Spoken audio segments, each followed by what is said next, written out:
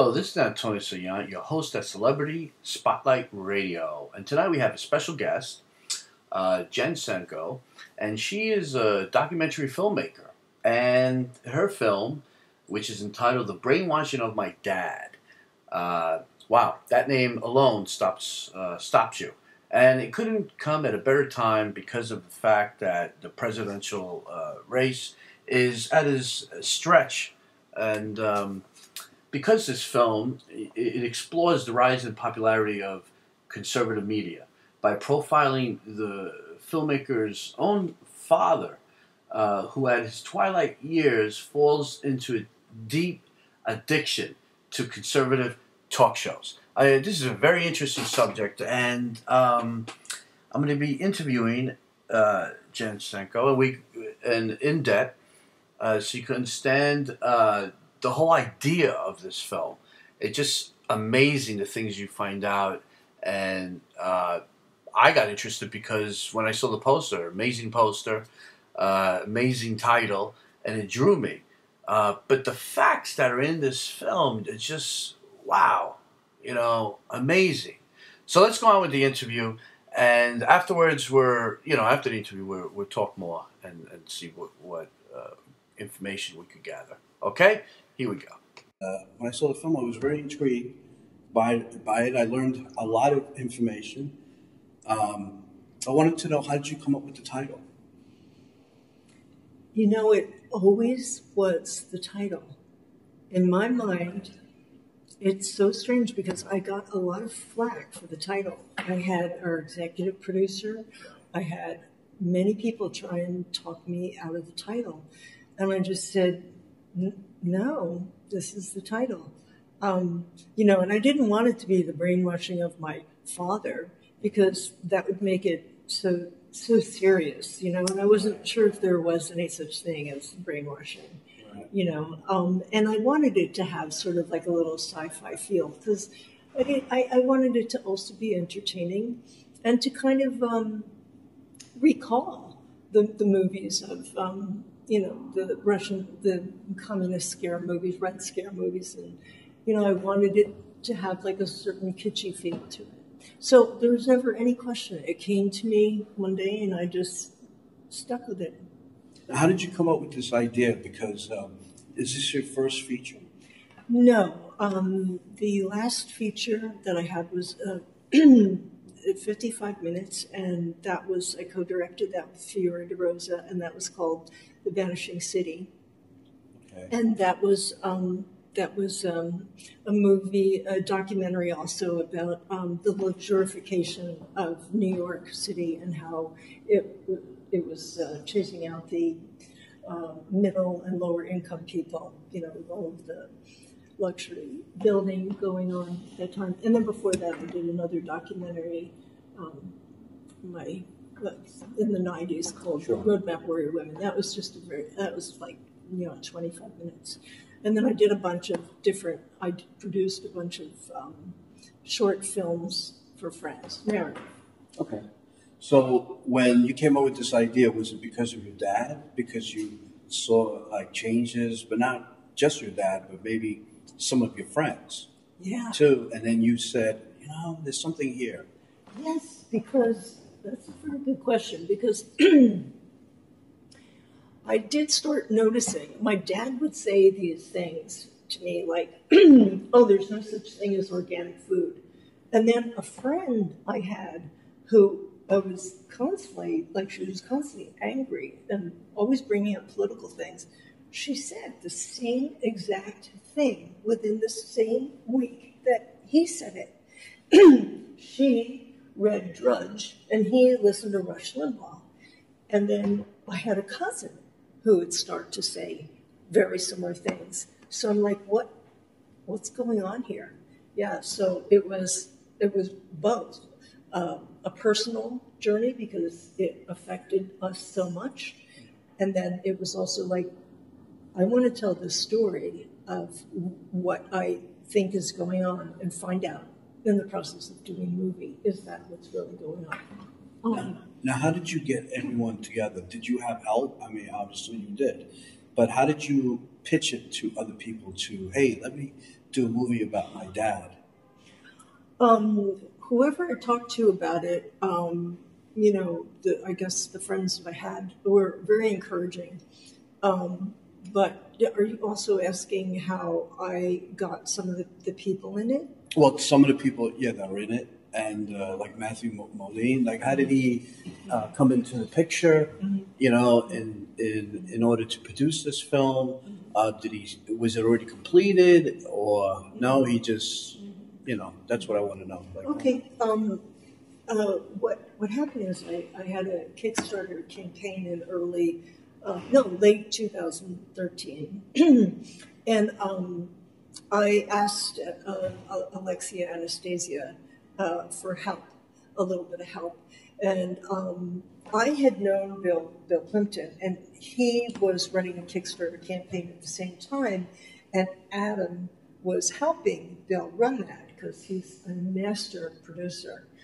And so she said, why don't you tell Bill that you know Adam and ask him if he can include something about your Kickstarter campaign in his Kickstarter campaign. So I called Bill one day and I just said, hey, Bill, you know, would you mind if I asked Adam? And he goes, oh, you know Adam? I was like, yeah, sure, I know Adam. How do you know him? I know him from the internet, you know. And so that's kind of how it, then his business partner is Matthew Modine.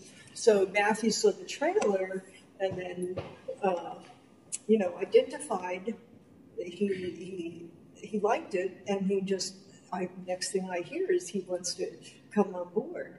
And I'm like, holy smokes, am I lucky? wow, that's very good. Because he's actually my brother's idol. My brother passed away years ago, but his favorite film was Vision Quest. His what? Vision Quest. Yeah. Oh. He played the wrestler because my brother was a wrestler about the same age, I would guess, at that time. Yeah. You know, and I always remember that. Just celebrated its 30th anniversary. Yeah. Can you believe that? No, I can't. He actually went and did a screening in Spokane, Washington, where it was filmed about 2 months ago. They did like an anniversary screening, and he ran through the town, just like, you know, they did a whole thing, you know. Yeah, that's, you know, it's a big deal. Very motivational film. Yeah. You know, and they want to do a remake, and I know. Yeah. I don't think they should. Anyway. Only if they bring him back, you know. Yeah. He could be like as a coach. Yeah. Who knows? But. Right. Well, the film, I was intrigued because I watch Fox News, but I'm not addicted to Fox News. I watch everything, you know. And like I was saying to Adam, is I could see how people could get addicted to it. And the way they speak, it's like, I wonder if they hire them, they have to go through some kind of cloning process, because it's like they scripted, almost like the words are similar if you watch every host. And Roger Ailes is behind that. And who? Roger Ailes is behind that. Yes. And it's just amazing to me that I never really saw out of the box, let's say. And realized that maybe they are brainwashing people, or some sense, or maybe it's us doing it. We're believing things that people, because I feel that we believe things what people say because it's the media that's spreading the news, and we believe what they say. You know, but I think people take it to the next level. How did your dad? What did you feel about your dad that you said, well, you know what? I got to put my foot down. I got to make a film about this and let people know that this is happening. That's what I want to know. Like, how did you, you know, finally come to the conclusion that I got to do this film? I got to show the world this, because Fox News.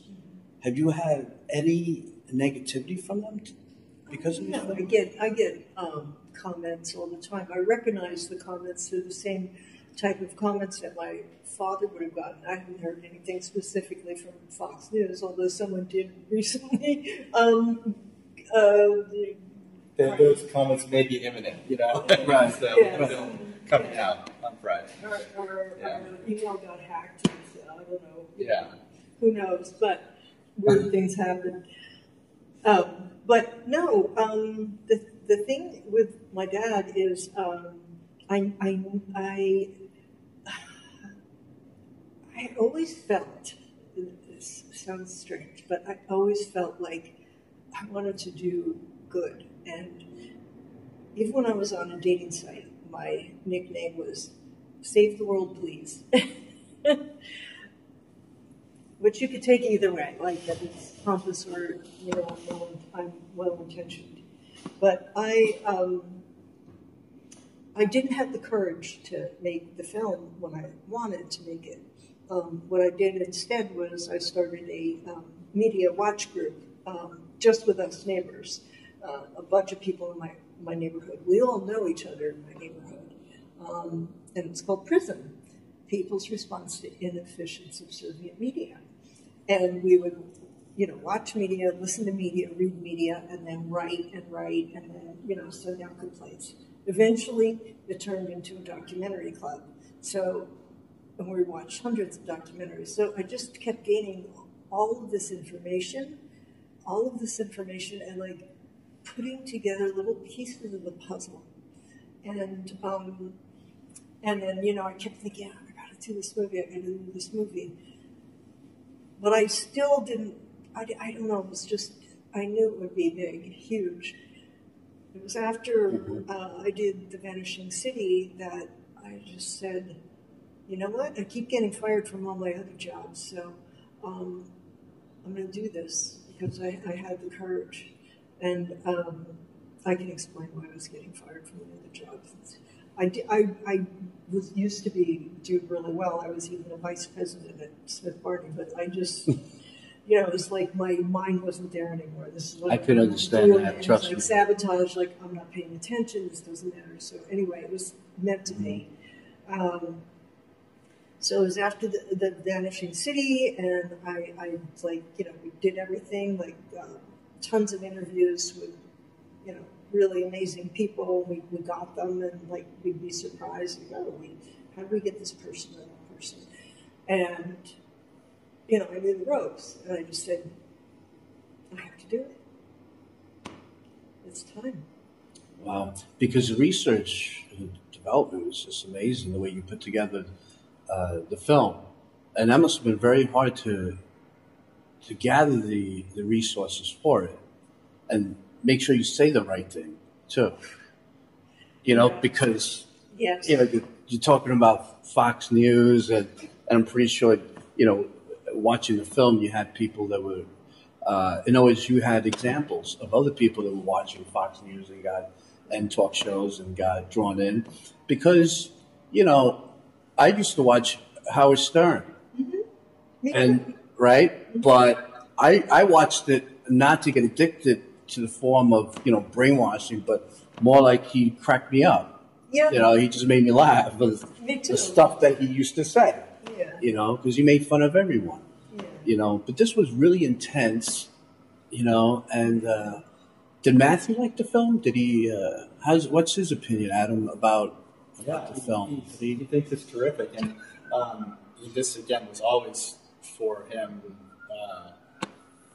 a sort of a passion project. You know, something he again discovering it through Kickstarter, which again just shows what a valuable tool Kickstarter is, not just for raising money, but for the people, for the kind of publicity, for the way that your project can get seen by anybody. You know, is pretty amazing. You know, so. It's a great tool for just sort of, it is put yourself out there on Kickstarter. You have to sort of, you know, let everyone know what you're working on, but it's a lot of good can come from that. Have you gotten support from other news people? Because it is directed to Fox News mostly, and, you know, certain talk shows. A lot of conservative radio, you know, right. Rush Limbaugh, yeah. Have you gotten support from, you know, other people, like saying, hey, this is a great idea, this is... like Jody Evans, who was a great activist and documentary producer, came on board as well to help us, and she's been hugely helpful in helping us reach a lot of progressive groups, and Yeah. And I think evidence of that support is in who agreed to let us interview them. You know, Right. like Tom Hartman, Noam Chomsky, Edward S. Herman, Jeff Cohen. Jeff Cohen, actually, we were asking how did we know what to say. We had him like fact check that thing, like twice, and even right up to the end. We're at the end. He's like, we really can't say it this way, you know, and it'd be like, okay, we got to rush back to the studios and have Matthew when he's out, you know, re-record this or that. And Matthew actually helped us get Frank Luntz, who was the famous, you know, Fox conservative wordsmith, and I'm not even sure how they know each other socially, but they knew each other, and he made it happen. And Matthew said he helped him. He did. They worked on something, some charity project they worked on, some non-profit thing. So I think Frank's a good guy. You know, he's good at what he does. He's good at turning words into. He's like a word nerd. Yeah. Matthew, I read Ted Kotcheff, who's a filmmaker, and Adam knows him. He's my mentor, and I worked with him for many, many years. He did First Blood. Yes, Weekend at Bernie's and North Dallas 40, and he was the executive producer of Special Victims Unit for 13 seasons. Right.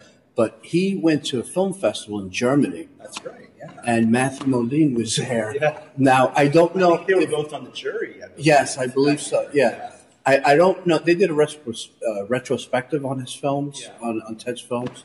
So I don't know if they bumped into each other, they spoke, because I wasn't there. But I'm sure they did. Right. And I said, wow, he's on the jury, Matthew Modine. You know, I was like impressed. Yeah. So like stuff like that always, I think it's most likely he probably bumped into somewhere along the lines and knew him and felt that he would be a big help for your film. Yeah. You know, but that was kind of chancy though, if you think about it, because, you know, they may go to him and say, what are you doing? But you know what? Stuff like but I think Jen painted. Because he was, but I think you made sure that he came across as an intelligent and smart guy, but not. We didn't kind of make him into a villain, you know. No. Were you talking about Frank Luntz? Yeah. Oh, okay. Right. I got mixed up. I thought you were talking about Matthew Modine. No. Oh, yeah. Well, the thing about Frank Luntz is, okay. I used to think that he was just, a nerdy wordsmith guy, and I still do think that he gets very excited about what he can create. And but make no mistake about it, he is very conservative, and I disagree with a lot of what he says. But I'm not mean spirited, and the guy was very generous, having us in his home, letting us take pictures of his home. How can you say anything bad about it? It's just like, I don't want to stab him on the back. You know what I mean? Trust me, I've met so many. He was excited about what he was saying. So it's like, he's happy, As a woman filmmaker, because I am one of those people that believe in that women should be directors in film. And Ted Kotcheff, actually, just so you know, that in his time in Special Victims Unit has helped many women become directors for that show. And he's always had Ted Kotcheff. He's a filmmaker and television producer. But I also feel that way too. And I think now that's what's happening. Like when I walked into this office, I said, wow, this is great. I didn't even know it existed, to be honest with you. I really didn't, And how do you feel about that? Because now you're there. Now you're part of Hollywood, and that's what you want to direct your future, correct? Mm-hmm. Do you want to direct a feature, film, movies, television, or just? My passion is activism. I would say I'm like an activist filmmaker. I'm driven by kind of like things that I see, and I just Right, want to do right. good. So, and I also want to make entertaining films. Right. So, and I never want to be like heavy-handed or lecturing Sure. or, you know, hammer people over the head. I just want to point things out that I see, and that maybe they would see too. Maybe they would agree with me. And like, you know what, this kind of is weird or sucks. Let's do something about it together. Sure. How did you get into filmmaking? How did you make the adjustment from one to the other? Because I'm an energy engineer and an aerospace engineer, and then I became a filmmaker. Isn't that interesting? And then I'm a writer, Yeah. journalist, We're New activist. Yorkers, though. So, See, right, but I'm. I think we have so many things that we have to do. You know, of those things we have to do to make money. I was a painter. Right. I discovered painting quite by accident. I drew all my life, but I went to a community college, and the second painting I did, the school offered to buy for their permanent collection. I was like, I'm kind of talented, you know, and so I thought, I want to see how good I can be. How, you know, what do I have? What do I have? And I always, you know, felt like I wanted to be something. You know, I didn't want to just live through life with my eyes closed. Right. You know? So I went to Pratt and, you know, came out, so I was just doing communications, and, you know, I kind of lost interest in painting because I felt like it didn't satisfy the part of me that wanted to talk to other people. People liked my paintings, and I was in love with it at the time, but it wasn't, so I don't know, I got this idea about like making a film about me becoming more independent. So I just said, you know what, I think my medium is a camera. So I don't want to go to film school or anything like that.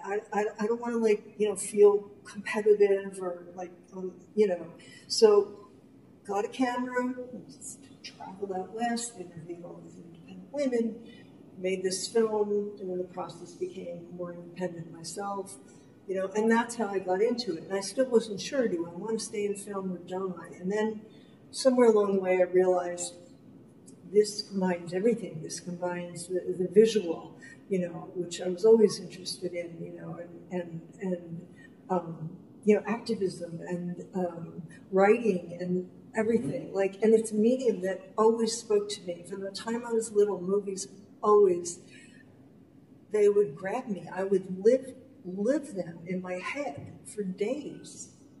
So you had an eye, you used the art to do this film. Yeah. You know, it's because I know a lot of filmmakers and actors actually, like Gene Hackman. A lot of people don't know he was a painter, and that's what made him a great actor. Yeah. Was the painting. Yeah. My friend Robert Spencer, he played Nick Massey in Jersey Boys, in the musical, the original. In the dressing room between intermission, he was painting in his room. You know, and then all of a sudden he's doing a show, and I'm like, what? I didn't even know he was I'd painting. be rehearsing my lines. Right. I'm like, what? Well, they do it so many times, like they know this stuff, but that helped him become who he is. And so many history of great filmmakers who start in other mediums that graduate to film. Stanley Kubrick was a photographer. I mean, before he started directing. You know, I think there are some stepping stones that have to take place before you get to direct, and before you have maybe the confidence and just the skill set to sort of tell a story with a camera. Well, you told this story very well. What do you see? What's the message you're trying to tell? What's the message you want the world to see? That there really was a vast right-wing conspiracy, that we have to name it as such, and that media is extremely powerful, and hopefully people will be more aware once they see the movie of certain tactics for whatever, you know, right, left, whatever, you know, be aware that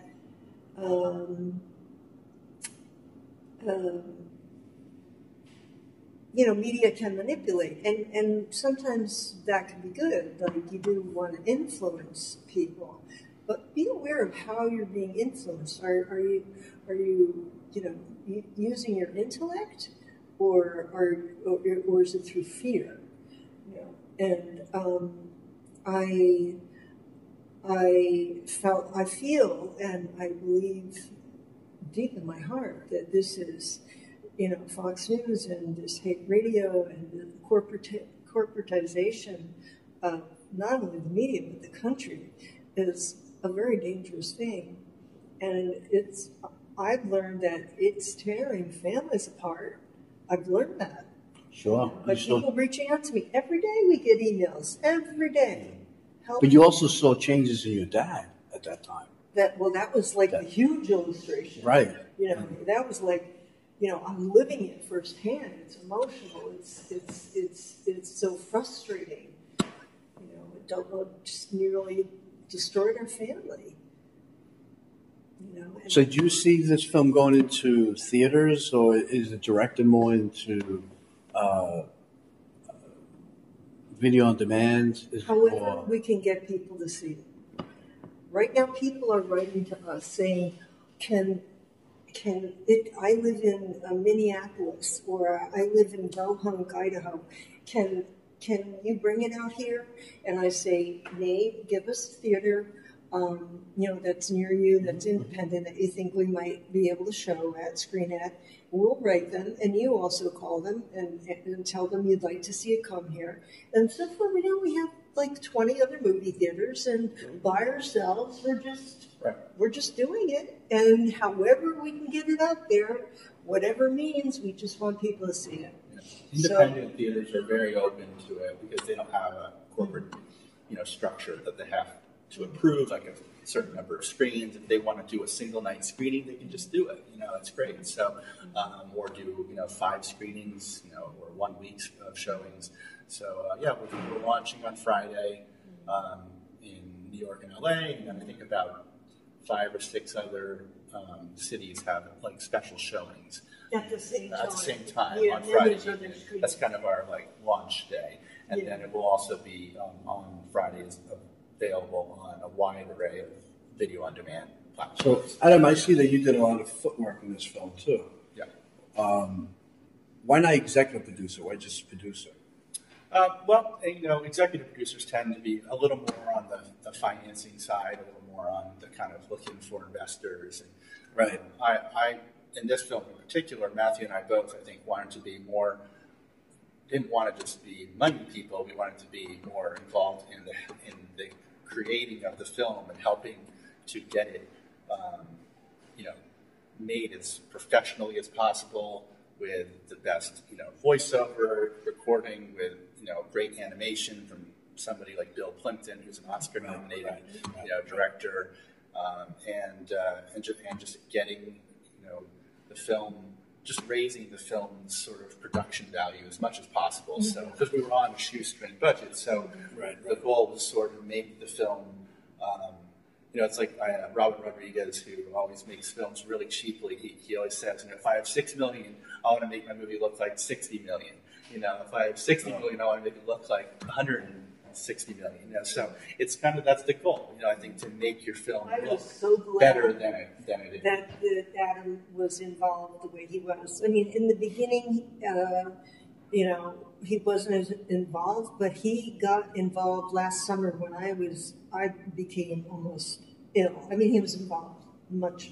During editing, during the filming? It's been, we kind of joined around the Kickstarter campaign officially, but that was over 2.5 years ago. So that's how long Matthew and I have been sort of attached to the project. But a lot of what Jen was doing in the early time that we were involved was just interviewing people and just going around, and she had already set up those interviews. And they would have suggestions, right? Like, hey, why don't you try Frank Luntz, or why don't you try this guy, or let's see if you can get that guy. Or sometimes I would write something and I would throw it out to them, and they would go, it could be written better because I'm not the best writer.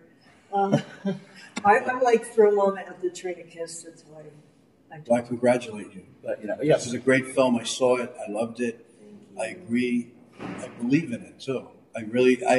It kind of opened my mind up, That's what I'm to hoping it. to do. So I think it's going to work, and I wish you a lot of luck. Thank And it's not even luck because it's hard work. you. It's Very true. hard You know, work. a lot of people say good luck. It's hard work. Well, thank you. Appreciate it. Hard work with a little bit of luck. You know? It always helps. Yeah. So. But Thank you for coming. thank you for everything. Yeah. So we're back here at Celebrity Spotlight Radio, and what a fantastic interview that was, and so much information that we learned about the media and the whole brainwashing thing, and I could relate to that because I sometimes do a lot of research on the internet, and I also, could understand how you could fall into that trap. Anyway, if you want more information about this film, the official website is the same name, obviously, www.thebrainwashingofmydad.com. And on Facebook, same name. And on Twitter, it's @BrainwashingDad. Fantastic. Go see the film. You can find out from the website when it's playing or where you can get your hands on it. My advice is to watch it in depth. It's a pretty good film. I loved it. I enjoyed every minute of it, and it's just amazing to me. Anyway, this is another week for Celebrity Spotlight Radio, and remember, find me on Twitter, same name, Facebook, same name, and we'll soon be in iTunes and SoundCloud, and you can look us up. Obviously by the same name, Celebrity Spotlight Radio, and where we give great interviews with special guest celebrities and independent filmmakers and directors and writers and actors and all that good stuff. Anyway, www.celebrityspotlightradio.com. You can contact me and please comment, reviews, send me some information, any question, and I'll gladly answer at information@celebrityspotlightradio.com. See you next week. Thank you.